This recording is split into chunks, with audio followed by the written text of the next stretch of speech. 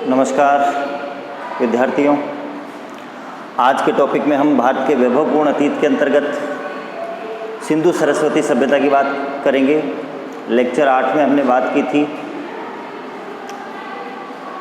प्रागैतिहासिक पाषाण युग की, और उसके साथ साथ हमने सिंधु सरस्वती सभ्यता के बारे में भी थोड़ा बहुत जानकारी प्राप्त की थी।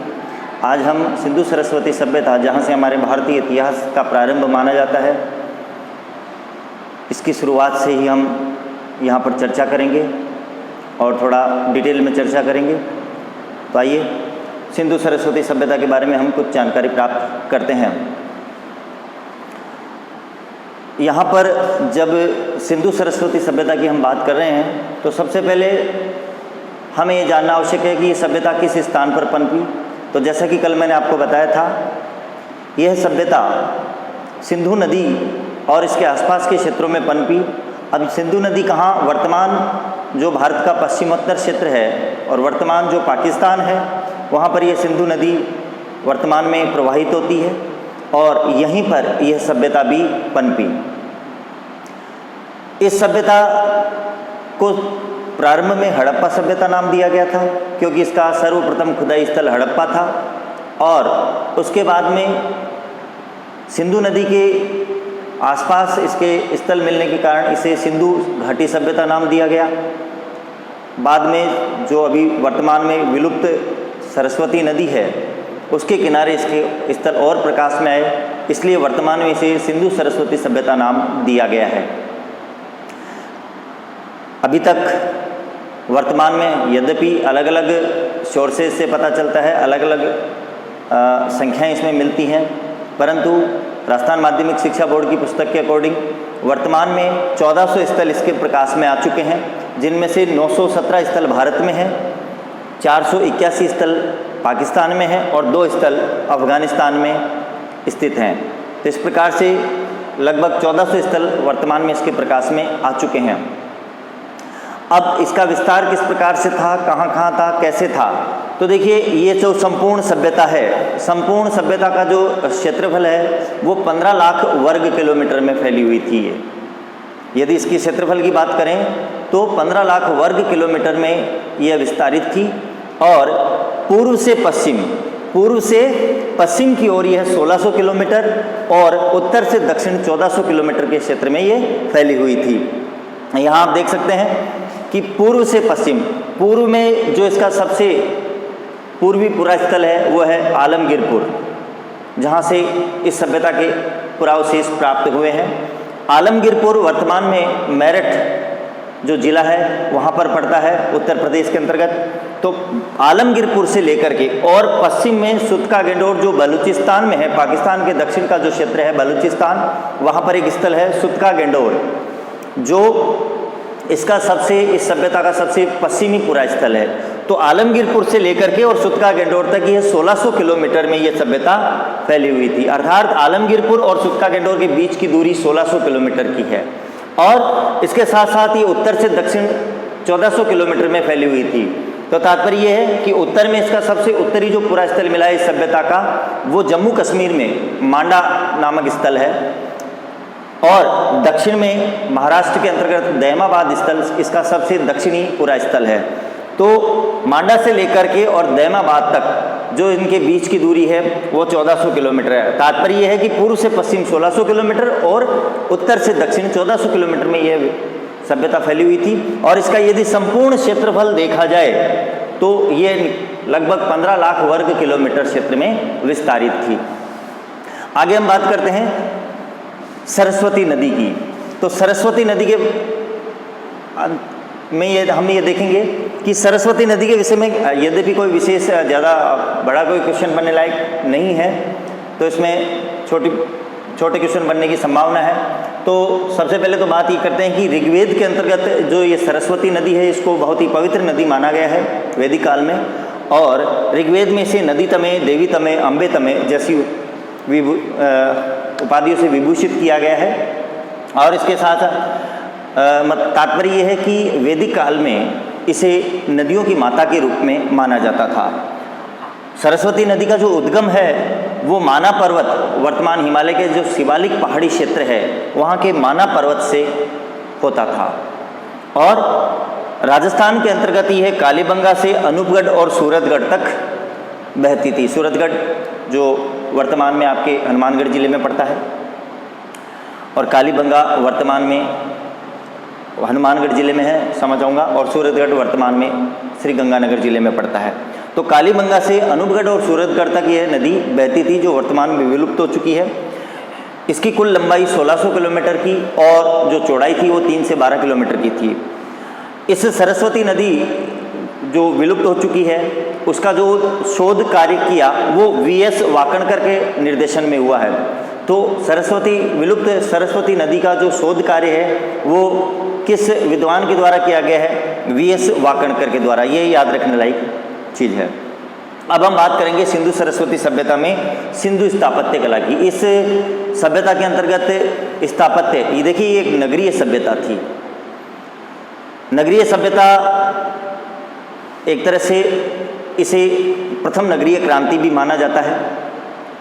तो नगरीय सभ्यता के अंतर्गत हम सबसे पहले देखते हैं नगर नियोजन। तो यहाँ पर जितने भी स्थल इसके प्रकाश में आए हैं, इन स्थलों में एक विशेष बात ये रही है कि प्रत्येक स्थल से, लगभग अधिकांशतः प्रत्येक स्थल से 2 टीले प्राप्त हुए हैं। 2 टीले जहाँ पर खुदाई की गई, एक स्थल पर 2 स्थानों से खुदाई की गई है, जिन्हें 2 टीले नाम दिया गया है, एक पूर्वी टीला और एक पश्चिमी टीला। जैसे ये पूर्वी टीला और दूसरा ये पश्चिमी टीला।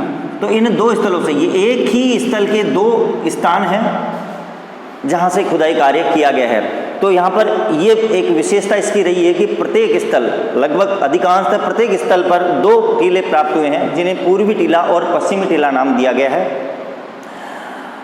पूर्वी टीले को नगर टीला नाम भी दिया गया है और साथ ही पश्चिमी टीले को दुर्ग टीला नाम दिया गया है। वो इसलिए दिया गया है क्योंकि पूर्वी टीले की अपेक्षा पश्चिमी टीला कुछ ऊंचाई पर स्थित था, इसलिए इसे दुर्ग टीला नाम दिया गया है। नगर नियोजन की यदि बात करें तो जो साक्ष्य प्राप्त हुए उनसे ऐसा पता चलता है, ऐसा प्रतीत होता है कि जो नगर होते थे वो ग्रिड प्रणाली पर आधारित थे। अब ये ग्रिड प्रणाली क्या चीज़ है? ग्रिड प्रणाली से तात्पर्य है कि नगरों की जो सड़कें होती थी वो एक दूसरे को समकोण पर काटती थी। तात्पर्य ये है, इस प्रकार से ये समकोण पर काटती थी नगरों की सड़कें, जिससे ये एक ग्रिड प्रणाली का निर्माण होता था, अर्थात आयत या वर्गों का निर्माण होता था। इस प्रणाली को ग्रिड प्रणाली कहा गया है। और सड़क के दोनों ओर, जैसे ये सड़क है, सड़क के दोनों ओर भवनों का निर्माण करवाया जाता था। तो इसकी सबसे प्रमुख विशेषता ये है इस सभ्यता की कि एक तो ये नगरीय सभ्यता थी और जो नगर थे वो ग्रिड प्रणाली पर आधारित थे। इसके साथ साथ नगर नियोजन के अंतर्गत हम देखेंगे कि जो नगर नियोजन है वो एक सुव्यवस्थित तरीके से इसमें नगरीय नियोजन हमको मिलता है, देखने को मिलता है। जिस प्रकार से आज के वर्तमान हमारे नगर बसे हुए हैं, उससे भी कहीं अधिक नियोजित तरीके से नगर बसे हुए थे। इन नगरों के अंतर्गत हमने बात की थी। हम बात करेंगे कि जो नगर नियोजन है इसमें ये ग्रिड प्रणाली पर आधारित थी, अर्थात सड़क एक दूसरे को समकोण पर काटती थी और साथ ही सड़क के दोनों ओर भवनों का निर्माण करवाया जाता था। भवन 1 मंजिला भी होते थे और 2 मंजिला भी होते थे। 1 मंजिला भवनों में खिड़कियों का निर्माण नहीं करवाया जाता था, संभवतः ये प्राइवेसी को अधिक महत्व देते थे। इसके साथ साथ 2 मंजिला भवनों के अंतर्गत दूसरी मंजिल पर खिड़कियों का निर्माण भी करवाया जाता था। इस सभ्यता की एक सबसे प्रमुख विशेषता ये रही है कि भवन का जो मुख्य द्वार है वो मुख्य सड़क की ओर न खुल करके पीछे गली की ओर खुलता था। इससे तात्पर्य है कि ये सुरक्षा को अधिक महत्व देते थे। तो यहाँ पर हम बात कर रहे हैं भवनों की। भवन के निर्माण से पूर्व अतिक्रमण को रोकने के लिए सर्वप्रथम आधार के तौर पर चबूतरों का निर्माण करवाया जाता था। फिर उन चबूतरों के ऊपर भवनों का निर्माण करवाया जाता था, जिससे कि सड़क पर अतिक्रमण न हो। और इस प्रकार से नगर नियोजन, वर्तमान में हम जो नगर नियोजन देखते हैं उससे भी अधिक बेहतर और सुव्यवस्थित तरीके से ये नगर बसे हुए थे। तो यहाँ पर भवनों में जो मोहनजोदड़ो से जो साक्ष्य प्राप्त हुए हैं उससे ऐसा पता चलता है कि प्रत्येक घर में एक आंगन होता था और आंगन के चारों ओर कमरे बने होते थे और प्रत्येक घर में एक स्नान घर होता था और पानी के स्रोत के लिए एक कुआं बनाया जाता था। दूसरी मंजिल पर जाने के लिए सीढ़ियाँ भी बनी होती थी। यद्यपि ठीक प्रकार से ये भवनों का जो ढांचा है वो बहुत अच्छी प्रकार से नहीं मिल पाया है, परंतु विद्वानों ने काफ़ी कुछ इसका शोध करके और इन सब बातों को यहाँ पर प्रमाणित किया है। यहाँ पर मोहनजोदड़ो नगर की ही हम बात कर रहे हैं, क्योंकि अन्य नगरों से ऐसे कोई अवशेष प्राप्त नहीं हो पाए हैं जो समय के साथ नष्ट हो गए हैं। परंतु यदि एक नगर से ऐसा मिला है तो चीज़ों की एकरूपता को देखते हुए ऐसा माना जाता है कि संपूर्ण सभ्यता नगरीय सभ्यता थी। इसके आगे हम बात कर रहे हैं कि जो नगर नियोजन था, इसके अंतर्गत एक इसकी सबसे प्रमुख विशेषता ये थी यहाँ की सफाई व्यवस्था। प्रत्येक घर के गंदे जल के निकास के लिए नालियों का निर्माण करवाया जाता था।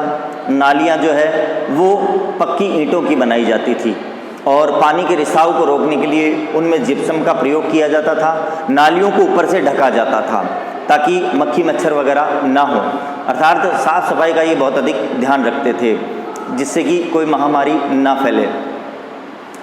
घर की जो नालियाँ होती थी वो गली की नाली से मिलती थी और गली की नालियाँ एक बड़े नाले से मिलती थी, जिसके द्वारा शहर का जो गंदा जल है वो शहर से बाहर ले जाया जाता था।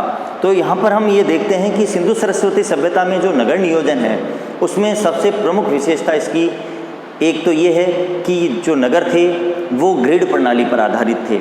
दूसरा, यहाँ की सफाई व्यवस्था अति उत्तम थी। वर्तमान में भी इस प्रकार की सफाई व्यवस्था देखने को नहीं मिलती है। तो यहाँ भी थोड़ा बहुत मैंने आपको बताया, इसके बारे में आगे और अधिक चर्चा हम नेक्स्ट वीडियो में करेंगे। संभव है, उम्मीद करता हूँ कि आपको ये थोड़ा बहुत जो भी बताया मैंने वो समझ में आ गया होगा।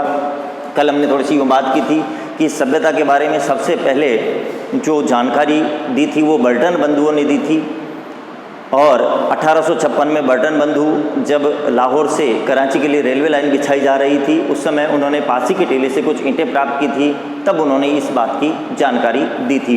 इसके बाद में 1861 में भारतीय पुरातत्व सर्वेक्षण विभाग की स्थापना की गई, जिसके प्रथम डायरेक्टर जनरल अलेक्जेंडर कनिंघम को बनाया गया था, और उसके बाद में 1904 में सर जॉन मार्शल भारतीय पुरातत्व सर्वेक्षण विभाग के डायरेक्टर जनरल बने, जिसके बाद में इस सभ्यता के प्रकाश को लाने का और अधिक प्रयास किया गया।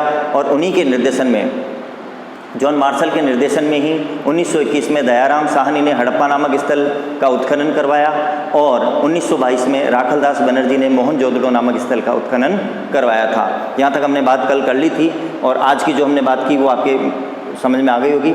आगे का जो टॉपिक है हम इस सिंधु सरस्वती सभ्यता को आगे नेक्स्ट टॉपिक में बढ़ाएंगे, नेक्स्ट लेक्चर में बढ़ाएंगे। धन्यवाद।